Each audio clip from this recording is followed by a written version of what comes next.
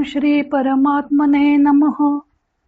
श्रीमद्भगवद्गीताभ्यासः प्रथमोध्यायः अर्जुन विषाद योग. श्रीकृष्णांचा अर्जुनाशी संवाद. श्लोक 24 ते 28.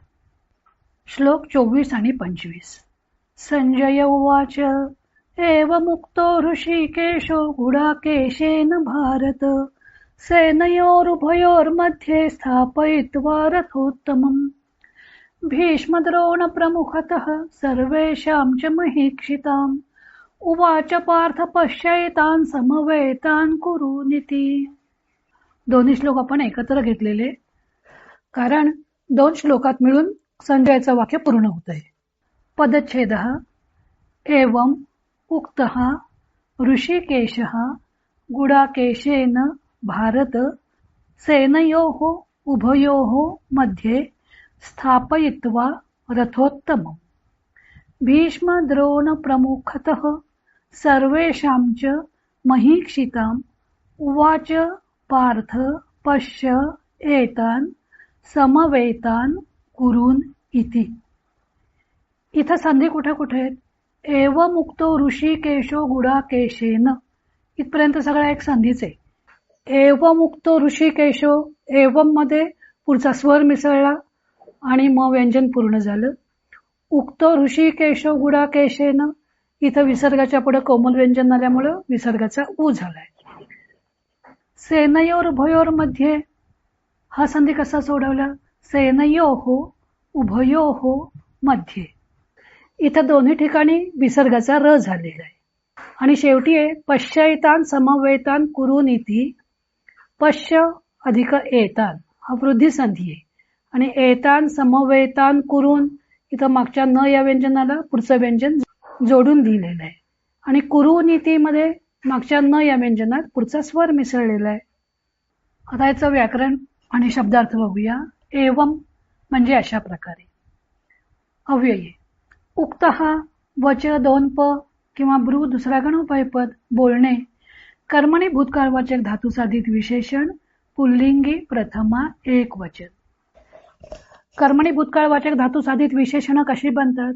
तर मूळ धातूला त किंवा इत प्रत्यय लागतो, आणि मग ही विशेषण बनल्यावर ते प्रत्येक लिंगात त्या त्या नामाप्रमाणे चालतील. शब्दशः अर्थ होईल बोलला गेलेला.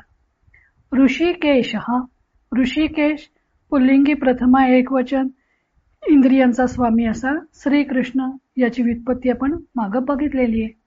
ऋषिक म्हणजे इंद्रिये, आणि ऋषिकाणाम ईशः म्हणजे ऋषिकेश, ऋषी इंद्रियांचा स्वामी. षष्ठी तत्पुरुष. गुडाकेशेन, गुडाकेश पुल्लिंगी तृतीया एक वचन. अर्थ आहे अर्जुनाने.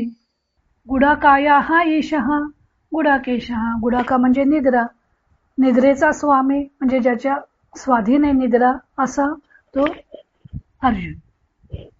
गुडाका म्हणजे निद्रा. भारत, भारत पुल्लिंगी संबोधन एक वचन.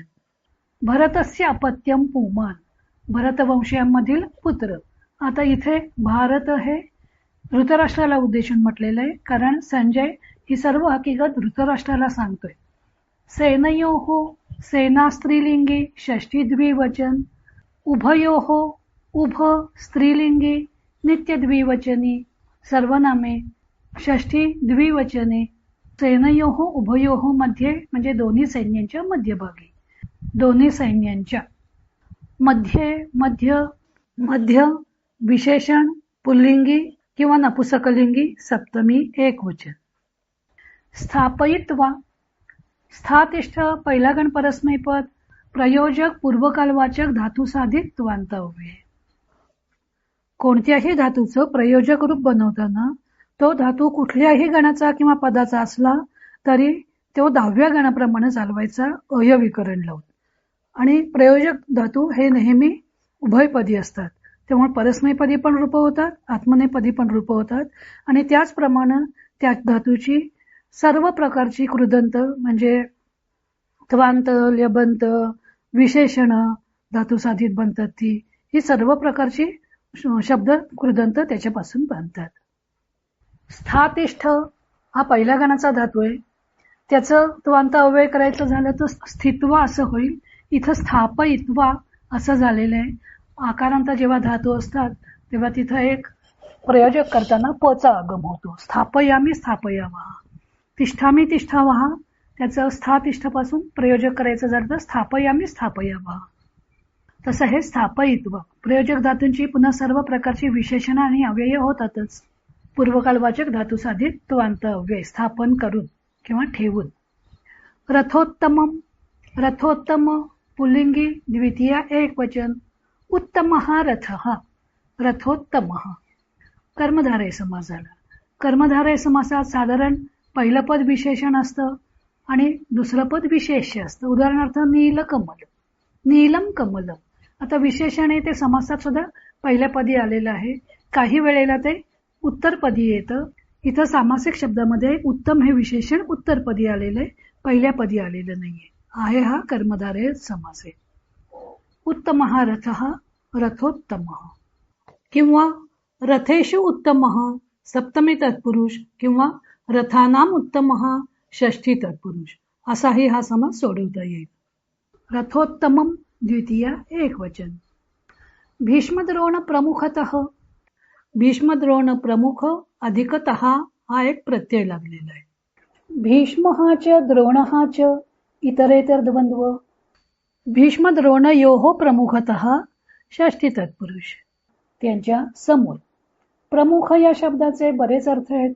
मुख्य, श्रेष्ठ, पूज्य, प्रथम, मान्य वगैरे.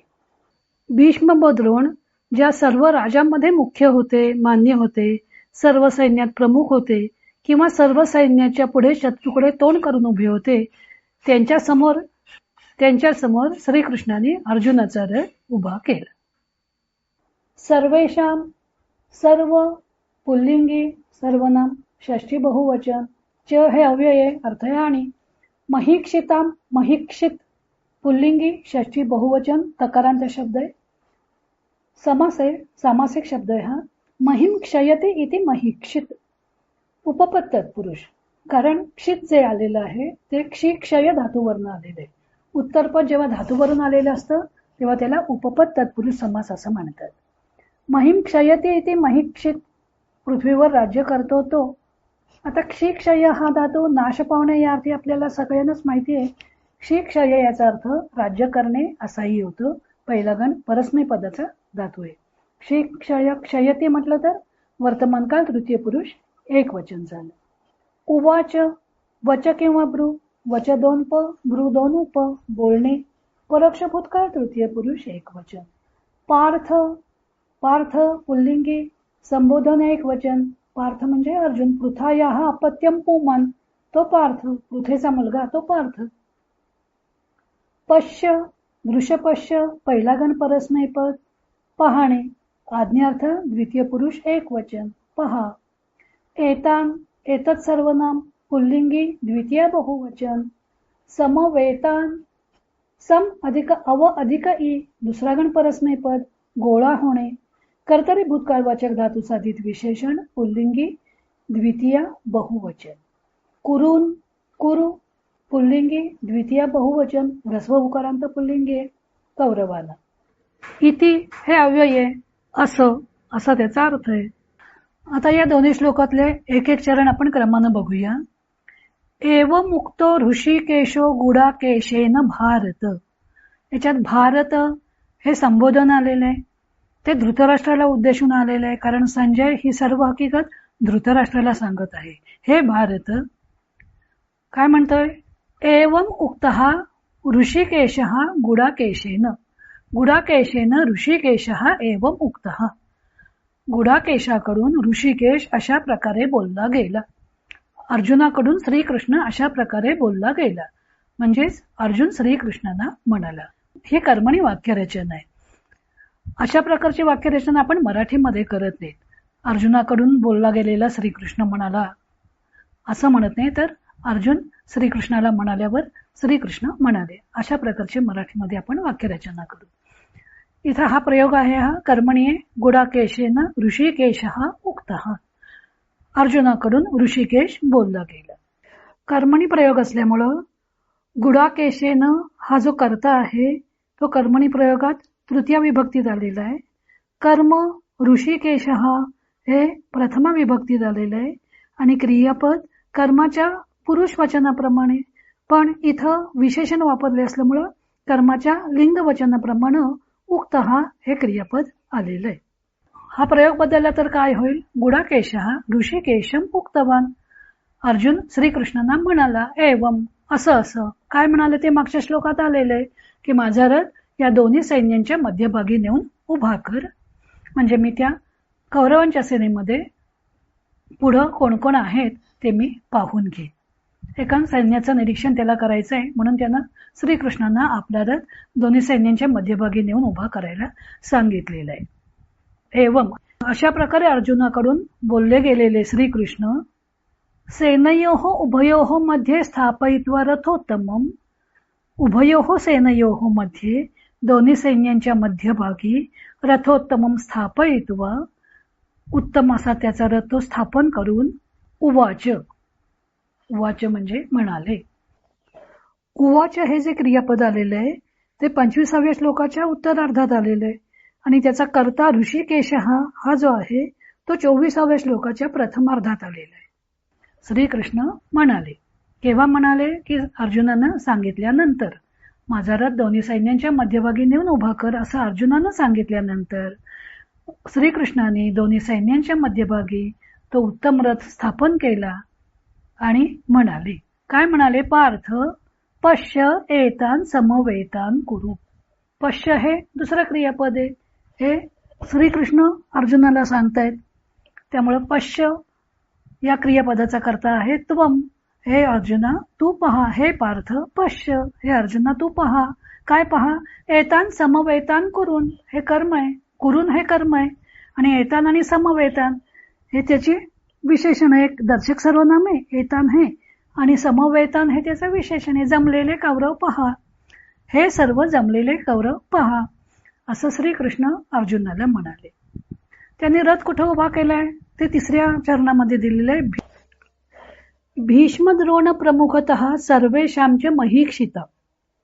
सर्वेषां महीक्षिताम सर्व राजांच्या मध्ये भीष्मद्रोण प्रमुखतः जे भीष्म आणि द्रोण प्रमुख होते त्यांच्या समोर स्थापयित्वा रथोत्तमम तो रथ स्थापन करून श्रीकृष्ण अर्जुनाला म्हणाले पार्थ एतान समवेतान कुरून पश्य. पार्था या जमलेल्या कौरवांना पहा. आता आपण एकदा अन्वय आणि अर्थ बघूया. अन्वय. भारत गुडाकेशेन एवं उक्तः ऋषिकेशः सेनयोः उभयोः मध्ये रथोत्तमं स्थापयित्वा भीष्मद्रोण प्रमुखतः सर्वेषां च महीक्षितां समक्षम उवाच पार्थ एतान समवेतान कुरून पश्य. इथं समक्षम हे आपण एक पदरचं त्याच्यामध्ये घातलेलं आहे. महीक्षिताम समक्ष सर्व राजांच्या समोर. भीष्मद्रोण प्रमुखतः सर्वेषां च महीक्षितां समक्षम उवाच. संजय म्हणाला हे भरत कुलोत्पन्ना धृतराष्ट्र. अर्जुनानं असं म्हणताच एवं मुक्तः श्रीकृष्णाने दोन्ही सैन्यांच्या मध्यभागी तो श्रेष्ठ रथ थांबवून भीष्म व द्रोण तसेच सर्व राजांच्या समोर अर्जुनाला म्हणाले पार्थ या जमलेल्या कौरवांना पहा. येथपर्यंत अर्जुनाच्या मनात कोणताही विकल्प उद्भवलेला दिसत नाही. एखाद्या कुशल योद्ध्याप्रमाणे शत्रू सैन्याच्या निरीक्षणाची इच्छा त्यानं बोलून दाखवलेली आहे. शत्रूने रचलेला व्यूह, पहिल्या दिवशी कौरवांच्या बाजूने कोण कोण योद्धे रणभूमीवर उतरलेले आहेत, शत्रू सैन्याची मानसिकता, अशा सर्वच गोष्टींचं निरीक्षण त्याला करायचं होतं आणि त्या दृष्टीने त्याने आपला रथ दोन्ही सैन्यांच्या मध्यभागी उभा करण्यास श्रीकृष्णांना सांगितलं आहे. पुढचे हे 2 श्लोक आणि 3ऱ्या श्लोकातला पूर्वार्ध एकत्रच घेतलेले आहेत कारण 2 श्लोक आणि पुढचा उत्तरार्ध मिळून वाक्य पूर्ण होतंय. 2 श्लोकामध्ये तो अन्वय पूर्ण होतोय. श्लोक 26, 27 आणि 28व्या श्लोकाचा पूर्वार्ध. तत्र पश्य स्थितान् पार्थ पितॄन् अथ पितामहान् आचार्यान् मातुलान् भ्रातॄन् पुत्रान् पौत्रान् सखींस्तथा श्वशुरान् सुहृदश्चैव सेनयोरुभयोरपि तान् समीक्ष स कौन्तेयः सर्वान् बन्धूनवस्थितान् कृपया परयाविष्टो विषीदन्निदमब्रवीत्. पदच्छेदः. तत्र अपश्यत् स्थितान् पार्थः पितॄन् अथ पितामहान् आचार्यान् मातुलान् भ्रातॄन् पुत्रान् पौत्रान् सखीन् तथा श्वशुरान् सुहृदश्च एव सेनयोः उभयोः अपि तान् समीक्ष सः कौन्तेयः सर्वान् बन्धून् अवस्थितान् कृपया परया आविष्टः विषीदन् इदम् अब्रवीत्. इथं जवळपास सगळे संधी मागच्या न या व्यंजनाला पुढचं व्यंजन जोडून लिहिलेले आहेत. एक महत्वाचा संधी आहे सखीन्स तथा. सखीन अधिक तथा.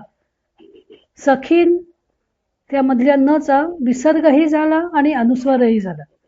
नच्या पुढे त आल्यानंतर आणि अनुस्वार आहे तो खी परती गेला आणि विसर्ग आहे त्याचा त बरोबर संधी झालेला आहे. सखीन्स तथा. श्वशुरान् सुहृदश्चैव त्यापैकी सुहृदश्चैव विसर्गाच्या पुढे च आल्यावर विसर्गाचा श झाला आणि चैव मध्ये वृद्धी संधी झालेला आहे. च अधिक ऐव. सेनयोर उभयोरपी दोन्ही ठिकाणी विसर्गाचा र झालेला आहे. स कौंतेय इथं सहा मधल्या विसर्गाचा लोप झालेला आहे. पुढे कठोर व्यंजन असलं तरी एरवी कठोर व्यंजन असलं की विसर्गाचा लोप होत नाही, परंतु एषः आणि सहाच्या बाबतीत विसर्गाचा लोप होतो. पुढं परया विष्टो विषीदन इथं परया अधिक आविष्ट हा सवर्णांचा दीर्घ संधी झालाय आणि आविष्टो विषीदन इथं विसर्गाचा उ झालेला आहे. व्याकरण आणि शब्दार्थ बघूया. तत्र म्हणजे तेथे. अपश्यत दृश्यपश्य पहिला गण परस्मै पद. पाहणे प्रथम भूतकाळ तृतीय पुरुष एकवचन. स्थितान स्थातिष्ठ पहिला गण परस्मै पद. उभे राहणे कर्तरी भूतकाळवाचक धातुसाधित विशेषण पुल्लिंगी द्वितीया बहुवचन. पार्थ हा पार्थ पुल्लिंगी प्रथमा एकवचन. पितॄन् पितृ ऋकारांत पुल्लिंगी द्वितीया बहुवचन. आता पितृ म्हणजे पिता त्याचं बहुवचन आलेलं आहे म्हणजे अनेक पिते असा अर्थ घ्यायचा नाही तर वडील मनसे. अथ अव्यये नंतर पितामहान पितामह म्हणजे आजोबा पुल्लिंगी द्वितीय बहुवचन. आचार्यान आचार्य पुल्लिंगी द्वितीय बहुवचन. आचार्य म्हणजे गुरु. मातुलान मातुल मामा पुल्लिंगी द्वितीय बहुवचन. भ्रातॄन् भ्रातृ ऋकारांत पुल्लिंगी द्वितीय बहुवचन. भ्रातृ म्हणजे भाऊ. पुत्रान पुत्र पुल्लिंगी द्वितीय बहुवचन. पुत्र म्हणजे मुलगे. पौत्रान पौत्र पुल्लिंगी द्वितीय बहुवचन. पुत्रस्य अपत्यम पुमान पौत्रः पुत्राचा मुलगा तो पौत्र. सखीन सखी ह्रस्वईकारांत पुल्लिंगी द्वितीय बहुवचन. सखी म्हणजे मित्र. दीर्घईकारांत सखी म्हटलं केलं की स्त्रीलिंगी अर्थ शब्द होईल आणि त्याचा अर्थ होईल मैत्रीण. सखी हा ह्रस्व उकारांत पुल्लिंगी शब्द अनियमित चालणार आहे. कवीप्रमाणे सगळी त्याची रूपं होत नाहीत. तथा हे अव्यय आहे. तसंच श्वशुरान श्वशुर पुल्लिंगी द्वितीय बहुवचन. श्वशुर म्हणजे सासरा. सुहृदः सुहृद दकारांत पुल्लिंगी द्वितीय बहुवचन. सुहृद म्हणजे मित्र किंवा हितचिंतक. च म्हणजे आणि अव्यय. एव हे अव्यय. सेनयोः सेना स्त्रीलिंगी षष्ठी द्विवचन. सैन्याच्या मध्ये. उभयोः उभ सर्वनाम नित्य द्विवचनी. इथं सेनयो करता आलेलं आहे म्हणून स्त्रीलिंगी आहे षष्ठी द्विवचन. अपि म्हणजे सुद्धा.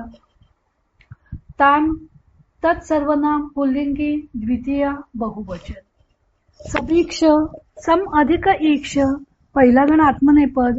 नीट पाहणे विचारात घेणे असे त्याचे अर्थ आहेत. समीक्ष पूर्वकालवाचक धातुसाधित ल्यबंत अव्यय झालेले नीट पाहून. 6 तद सर्वनाम पुल्लिंगी प्रथमा एक वचन. तो कौंतेय कौंतेय पुल्लिंगी प्रथमा एक वचन. अर्जुन कुंत्याः अपत्यं पुमान कुंतीचा मुलगा. सर्वान सर्व सर्वनाम पुल्लिंगी द्वितीय बहुवचन. सर्वांना. बंधून बंधू ह्रस्व उकारांत पुल्लिंगी द्वितीय बहुवचन. सर्व भावांना. अवस्थितान अव अधिक स्थातिष्ठ पहिला गण आत्मनेपद असणे. कर्तरी भूतकाळवाचक धातुसाधित विशेषण पुल्लिंगी द्वितीय बहुवचन असलेल्यांना. कृपया कृपा आकारांत स्त्रीलिंगी तृतीय एक वचन. कृपेने कृपा म्हणजे करुणा, इथं करुणेने. परया परा विशेषणे स्त्रीलिंगी वापरलेलं आहे कृपा करता. तृतीय एक वचन अत्यंत करुणेने. आविष्ट अधिक विष सहावा गण परस्मैपद व्यापणे. कर्तरी भूतकाळवाचक धातुसाधित विशेषण पुल्लिंगी प्रथमा एक वचन. विषीदन वि अधिक सदसीद पहिला गण परस्मैपद निराश होणे. नुसतं सदसीद नाश पावणे. वि अधिक सदसीद पहिला गण परस्मैपद निराश होणे. कर्तरी वर्तमान काळवाचक धातुसाधित विशेषण पुल्लिंगी प्रथमा एक वचन. कर्तरी वर्तमान काळवाचक धातुसाधित विशेषण सीदंती मधला अंती काढून त्याला अत प्रत्यय लावून ती मरुत प्रमाणे चालवतात. प्रथमा फक्त जरा थोडी वेगळी होते. सीदन सीदंतौ सीदंतः असं चालेल. विषीदन विषीदंतौ विषीदंतः असा चालेल हा धातू उपसर्गासह असला की. पुल्लिंगी प्रथमा एक वचन. इदम इदम सर्वनामे नपुसकलिंगी द्वितीय एक वचन. इथं द्वितीय एक वचन. नपुसकलिंगी असल्यामुळे त्याचं प्रथमा द्वितीय सारखीच होईल. अब्रवीत ब्रू दुसरा गण उभयपद म्हणजे बोलणे. प्रथम भूतकाळ तृतीय पुरुष एक वचन. आता पहिल्या 2 श्लोकांमध्ये पार्थानं अर्जुनानं कोणाला पाहिलं त्याची यादी केलेली आहे. याच्यामध्ये क्रियापद कुठलं आहे? तत्र अपश्यत स्थितान पार्थ. पार्थ तत्र स्थितान अपश्यत. पार्थानं म्हणजे अर्जुनानं तेथे असलेल्यांना पाहिले. स्थितान. आता ते स्थितान कोण कोण आहेत त्याची सगळी ही यादी दिलेली आहे. पितृन पितामहान आचार्यान मातुलान भ्रातृन पुत्रान पौत्रान सखीन श्वशुरान सुहृदः च एव. एवढे सगळे त्यानं बघितले. सर्वान बंधून अवस्थितात. एवढ्या सगळ्यांना अर्जुनानं तिथं पाहिलं. दोन्ही सैन्यांच्या मध्यभागी रथ नेऊन उभा केल्यावर अर्जुनानं कोणाला पाहिलं तर पार्थ तत्र स्थितान अपश्यत तेथे असलेल्यांना पाहिलं. ते स्थितान आणि हे जी पुढची सगळी यादी आहे पितृन पितामहान वगैरे ती सगळी त्या अपश्यतची कर्म आहेत. त्यानं पितृन वडील माणसं पाहिली. पितामहान आजोबांना पाहिलं. आचार्यान गुरुना पाहिलं. मामाना पाहिलं. भ्रातृ भावांना पाहिलं. पुत्रान मुलांना पाहिलं. पौत्रान नातवांना पाहिलं. सखीन मित्रांना पाहिलं. श्वशुरान सासऱ्यांना पाहिलं. सुहृदः वरती सखीन आलेलं आहे त्यामुळं सुहृदहाचा अर्थपोट हितचिंतकांना पाहिलं असा घेता येईल. सेनयोः उभयोः अपि दोन्ही सैन्यामध्ये त्यांनी बघितलं. सर्वान बंधून अवस्थितान तान समीक्ष. सर्व बंधूंना तिथं अवस्थित असलेलं पाहून सहा कौंतेय तो कौंतेय म्हणजे अर्जुन परया कृपया आविष्ट अत्यंत करुणेने व्यापला. आविष्ट या क्रियापदाचा कर्ता आहे कौंतेय. ही भूतकाळवाचक विशेषणं क्रियापदासारखी सुद्धा वापरता येतात पण त्यावेळेला त्याला मी वहा महा वगैरे कालार्थ प्रत्यय न लागता हे कर्तरी भूतकाळवाचक धातुसाधित विशेषण आलेले आविष्ट आहे. त्यामुळं कर्त्याप्रमाणे आलं प्रथमा एक वचनामध्ये.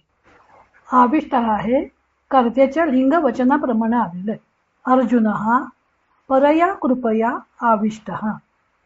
कौंतेय परया कृपया आविष्ट. अर्जुन अत्यंत करुणेने व्यापला. आता आविष्ट भूतकाळवाचक धातू साधित विशेषणे इथं कर्तरी वापरलेलं आहे, कारण हे अकर्मक धातू आहे. ही अकर्मक जेव्हा धातू असेल तेव्हा ती कर्त्याकरताच वापरली जातात. सकर्मक असतील तर त्यावेळेला ती कर्मकर्ता वापरली जाते. कौंतेयः कृपया परया कृपया आविष्टः. अर्जुन अत्यंत कृपेने व्यापला गेला. का? सर्वान बंधून अवस्थितान समीक्ष. या दोन्ही सैन्यांच्या मध्ये आपलेच बांधव उभे असलेले पाहून, लढण्याकरता आलेले पाहून तो अत्यंत करुणेने व्यापला. आणि काय केलं? विषीदन इदम अब्रवीत. विषीदन सहा कौंतेय. विषीदन हे कौंतेयचं विशेषण आहे. विषाद करणारा, वाईट वाटत असलेला असा तो कौंतेय पार्थ अब्रवीत म्हणाला. इदम असं असं म्हणाला. आता काय म्हणाला ते संपूर्ण पुढच्या श्लोकांमध्ये दिलेलं आहे. आता एकदा ह्याचा अन्वय आणि अर्थ बघूया. पार्थः तत्र सेनयोः उभयोः अपि स्थितान् पितॄन् अथ पितामहान् आचार्यान् मातुलान् भ्रातॄन् पुत्रान् पौत्रान् सखीन् तथा श्वशुरान् सुहृदः च एव अपश्यत्. तान् सर्वान् अवस्थितान् बंधून् समीक्ष्य परया कृपया आविष्टः सः कौंतेयः विषीदन् इदम् अब्रवीत्. अर्थ: अर्जुनाने त्या दोन्ही सैन्यांच्या मध्ये असलेली वडील माणसे, आजे, गुरु, मामा, बंधू, पुत्र, नातू तसेच जिवलग मित्र, सासरे, स्नेही या सर्वांना पाहिलं. तेथे जमलेले आपले बांधवच आहेत असं पाहून तो अत्यंत करुणेने व्याकुळ झालेला कुंतीपुत्र अर्जुन कष्टी होऊन असं म्हणाला. अर्थात श्रीकृष्णांना म्हणाला, कारण हा संवाद त्या दोघांचाच चाललेला आहे. आता येथे एक शंका उपस्थित होण्याची शक्यता आहे. अर्जुनाने श्रीकृष्णांना आपला रथ दोन्ही सैन्यांच्या मध्यभागी उभा करण्यास सांगितलं. त्याप्रमाणे श्रीकृष्णांनी रथ सैन्याच्या मध्यभागी उभा केला आणि जमलेले हे कौरव पहा असं म्हणाले. आणि नंतरच्या श्लोकात अर्जुनाने दोन्ही सैन्यांच्या मध्ये असलेले आपले बांधव पाहिले असं म्हटलेलं आहे. अर्थात आपल्या सैन्याकडे जरी अर्जुनाची पाठ होती तरी आपल्या सैन्याची व्यूहरचना कशी केलेली आहे हे त्याला माहीत होतं. आपल्या बाजूने कोण कोण लढणार आहेत तेही माहीत होतं. रथ मध्यभागी उभ्या केल्यावर अर्जुनाला शत्रू पक्षात कोण कोण आहेत ते दिसून आलं. दोन्ही पक्षांमध्ये आपलेच बांधव आहेत व आपल्या हक्कासाठी आपण आपल्या बांधवांबरोबर या रणयज्ञात सर्वांचीच आहुती द्यायला सिद्ध झालो आहोत हे लक्षात आलं. जमलेला विशाल समुदाय केवळ आपल्याला राज्य मिळावे म्हणून आपल्यासाठी मृत्युमुखी पडणार व त्याचा किती घोर परिणाम होणार आहे असं लक्षात येऊन त्याच्या मनात विषाद दाटून आलेला आहे. पुढे 28व्या श्लोकाच्या उत्तरार्धापासून अध्यायाच्या अखेरपर्यंत म्हणजे 46व्या श्लोकापर्यंत अर्जुनानं हा कुलक्षयाचा घोर परिणाम वर्णन केलेला आहे. तो आपण क्रमशः पाहूया. हरि ओम तत्सत.